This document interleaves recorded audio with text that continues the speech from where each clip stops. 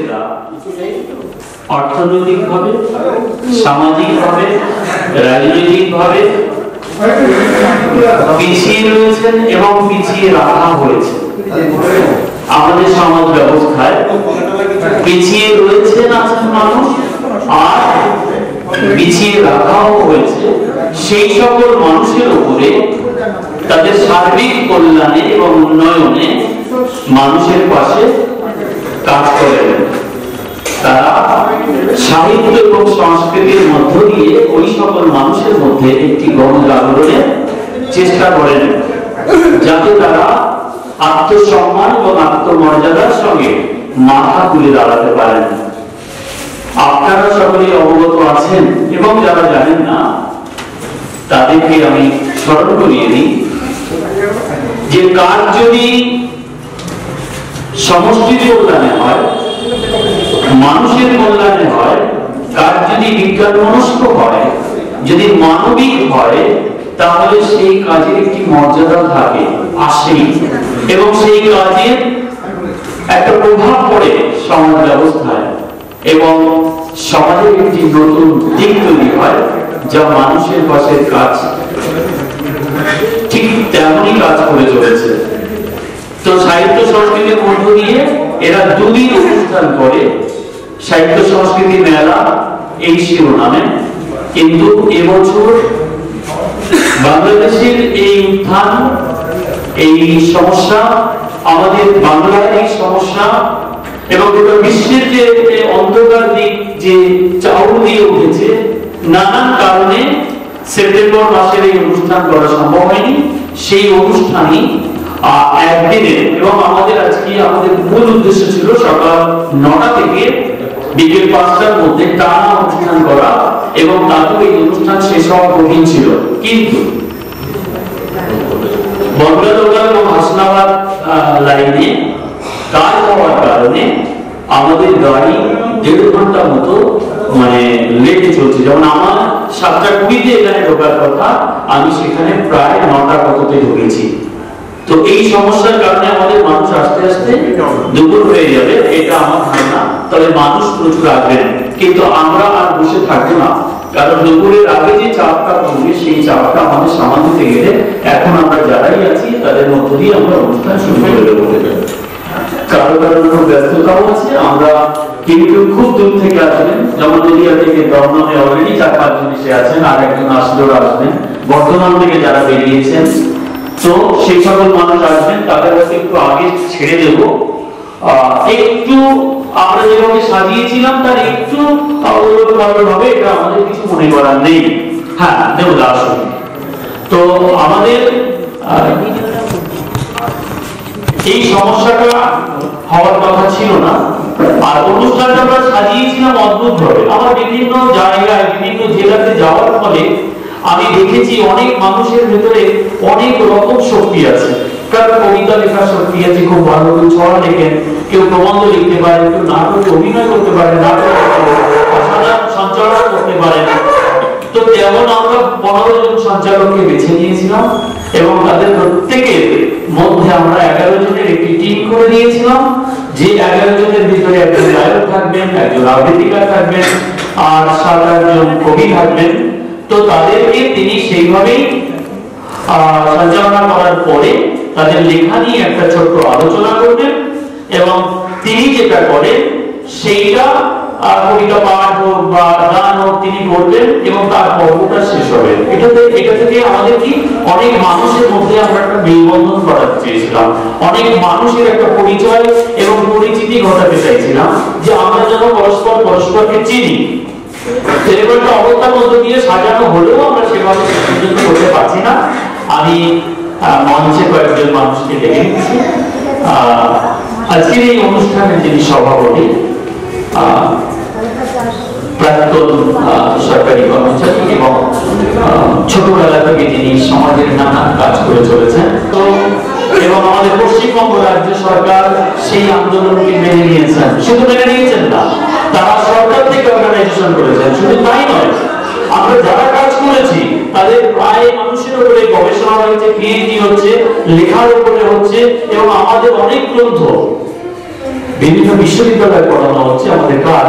তার ভিতরে অন্যতম দুজন আছেন, আমি নাট্যকার অভিনেতা রাজু দাস এবং নাট্যকার ও নাট্য ব্যক্তিত্ব অভিনেত্রী নমিতা দাস, তাদের মঞ্চে আসন গ্রহণ করার জন্য অনুরোধ করছি। আসুন দিদি। আমাদের ভেতরে উপস্থিত আছেন আমাদের এই সংস্থার অন্যতম কর্মী, যে এর শুভ সময় থেকেই যুক্ত, যিনি সভাপতি ছিলেন, অত্যন্ত বলিষ্ঠ লেখক, এবং আপনারা জানলে অবাক হবেন যে বিভিন্ন জেলায় বিভিন্ন মানুষ তাকে সমাজবন্ধু হিসেবে ডাকেন। কেন না, তিনি জাতি ধর্ম বর্ণ দেখেন না, যে কোনো মানুষ আপদে বিপদে পড়লে সে তার পাশে দাঁড়িয়ে যায়, সার্বিকভাবে, শারীরিকভাবে এবং আর্থিকভাবে। আমি রামপ্রসাদ, সমাজবন্ধু রামপ্রসাদ দাদাকে মঞ্চে আসেন।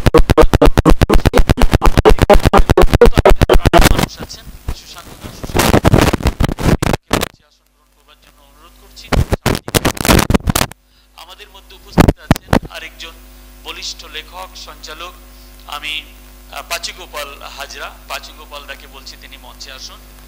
আর আমাদের মধ্যে আর সকলেই যারাই আছেন তারা প্রত্যেকেই আমাদের অত্যন্ত গুণী।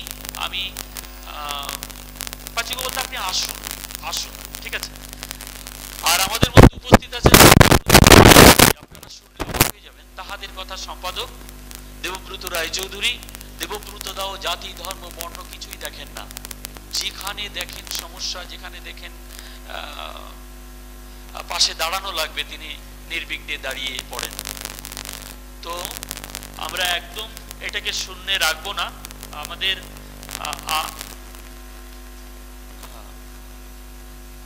আরেকটি চেয়ার আছে, তাই তো?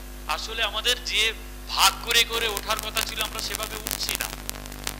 সুশান্ত দা, আচ্ছা, দেবব্রত দা, দেবব্রত চৌধুরী আসেন। দেবব্রত দা আসুন, আপনি আসুন। তো আমি এই কজনকে ডেকে নিলাম এই কারণে যে একটা অনুষ্ঠানকে আমরা শুরু করে দিই দুই একটি কথার মধ্য দিয়ে। আমি এই যে এতক্ষণ কথা বলছি, এত কথা বলতামই না যদি আমাদের 8:30 বা 9টায় শুরু হতো, কারণ সেই পরিস্থিতিটা আমাদেরকে একটু সময় নিয়ে নিল। দেবব্রত দা, আপনি মঞ্চে আসন গ্রহণ করুন।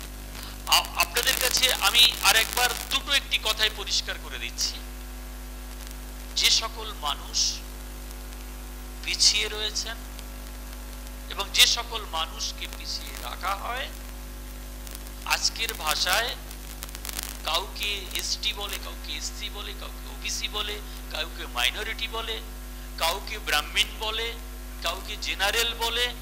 আসলে যে কোনো সম্প্রদায়ের মানুষ যারা পিছিয়ে আছেন তাদের উন্নয়নে আমাদের সাহিত্য সংস্কৃতি চর্চা, যে কোনো আপদে বিপদে যে কোনো অন্যায়ের বিরুদ্ধে প্রতিবাদ করা, এদের হচ্ছে কি ধর্ম এবং দর্শন।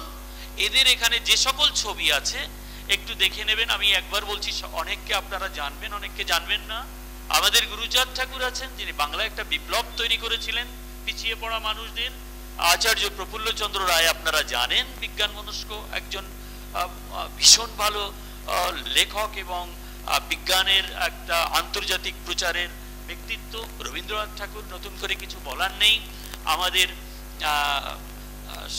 রায়চরণ সর্দার, বিখ্যাত পুণ্ড সমাজের ডেভেলপমেন্টের জন্য জীবন করেছেন। কাজী নজরুল ইসলাম আমরা জানি সকলে আছেন। মেঘনাদ সাহা, যার সম্পর্কে আমাদের বলবার নেই, তিনি স্কুলে পড়তে পারতেন না, স্কুলে গেলেও তাকে নানা রকম ছোট জাত, নিচু জাত, সম্প্রদায়ের বলবেন। বিজ্ঞানী মেঘনাদ সাহার কথা বলছি।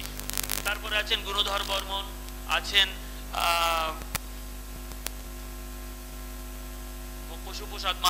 পশুপতি প্রসাদ মাহাতো, আছেন মনোরঞ্জন ব্যাপারী, হরেন ভক্ত, আমরা জেঠু করে ডাকতাম বসন্ত কুমার মণ্ডল, আছেন নস্কর, সাধন নস্কর, আছেন ধৈর্যটি নস্কর, আছেন মনোজ মিত্র, আছেন কপিল কৃষ্ণ ঠাকুর।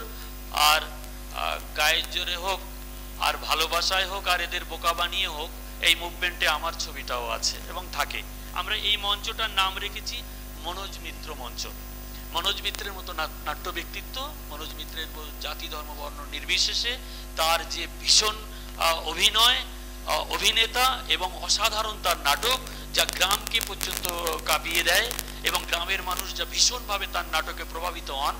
আর তিনি স্বল্পদিন আগেই অনেক গুণী মানুষ মারা গেছেন। তো আমাদের মনোজ মিত্রকে মনে রেখে আজকের মঞ্চের নাম আমরা দিয়েছি। তো এই অর্থে আমাদের বহু মানুষ মারা গেছে। আমরা কি 1 মিনিট একটু উঠে দাঁড়িয়ে রাজুদা একটু করতে পারি? সকলকে একটু দাঁড়িয়ে কথা বলার কথা বলছি। জ্যোতির্ময় বৈরাগী আমাদের ভিতরে আরেকজন বলিষ্ঠ কর্মী এখন থেকে।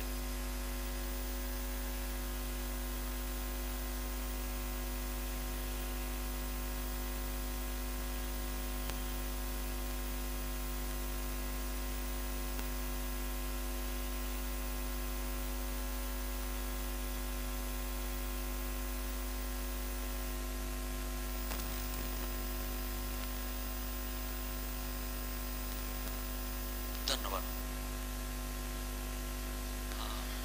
আমাদের ভিতরে উপস্থিত হয়েছেন বা ভালোবাসা সংগঠনের সম্পাদক কাকুলি হালদার এবং আমার মনে হয় তুহিনা এসছে মনে হচ্ছে। হ্যাঁ হ্যাঁ, তো আমরা 2-1টা কথা সকালের কাছ থেকে একটু 2-1টা কথা শুনবো, যদি এই পর্বগুলো ঠিক নয়। তো এই 2-1টি কথা শুনবার আগে একদম শুরুটা যেভাবে করতে চাইছি, শর্মিলা আমি চাইছি যে তুমি তোমার 2-1টি কথা বলে তোমার একটি পারফরমেন্স দেখাও। তোমাকে একটা দূরেও যেতে হবে এবং তার চেয়ে বড় কথা আমরা কোনো একটি নারী কণ্ঠ থেকে এটা শুরুটা চাইছি, ঠিক আছে? এসো।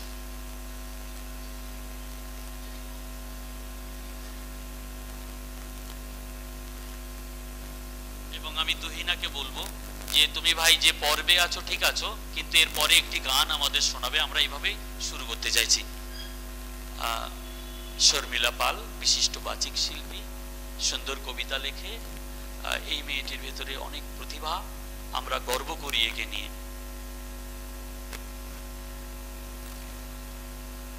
নমস্কার। উপস্থিত সকল গুণীজনদের জানাই আমার তরফ থেকে আন্তরিক অভিনন্দন। আজ আমি এখানে এসেছি আমাদের সকলের প্রিয় সমুদ্রদার নিমন্ত্রণে। ওনার আন্তরিকতা